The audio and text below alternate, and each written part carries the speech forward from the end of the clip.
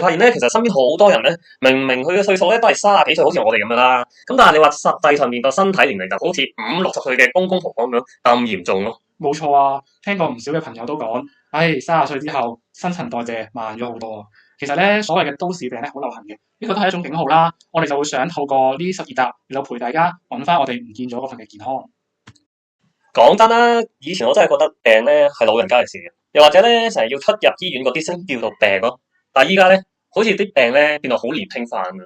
係啊，其實根據統計啦，我哋都市人咧超過70%嘅人啊，係處於一個叫亞健康嘅狀態。亞健康其實嘅代表就係我哋檢查唔到啲咩嘅病啦，但我哋每日都會覺得好攰，可能失眠、消化不良、胃酸倒流，可能啲唔舒服，有啲酸酸地咁樣，可能周身骨痛，可能頸筋膊痛，呢啲唔舒服嘅感覺都係啲嘅亞健康嚟嘅。因為最令我感觸嘅就係、身邊有啲朋友咧仲後生過我，因為我同你之間都係咧90後啦。咁有啲95後嘅朋友咧，其實已經係長期要食緊一啲血壓藥啊，甚至乎尿酸藥啦。咁呢啲其實大家聽落咧係一啲老一輩先會食嘅藥，係慢慢年輕化咗咯。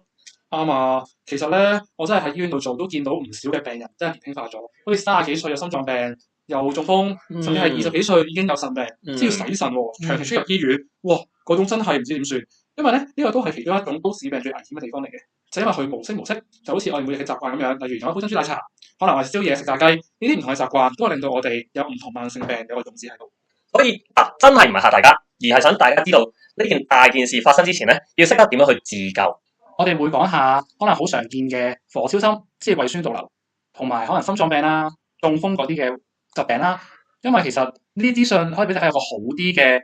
lifestyle，而未必係要救大家嘅，但係大家會多一份嘅關注咯。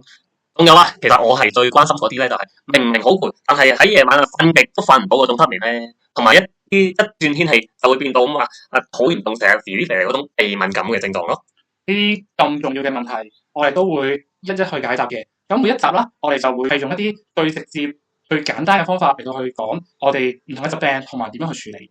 咁我就負責幫大家問一啲問題啦，用一啲最白痴、最直接嘅方式，例如話係咪唔食糖就唔會有糖尿病啊？又或者痛風係咪一世都唔可以食海鮮啊？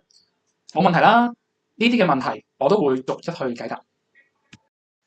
大家記得訂閱我哋啊！如果你身邊都有一啲成日腎呢度痛啊、嗰度痛嘅朋友親戚，記得 share 埋俾佢哋聽喎。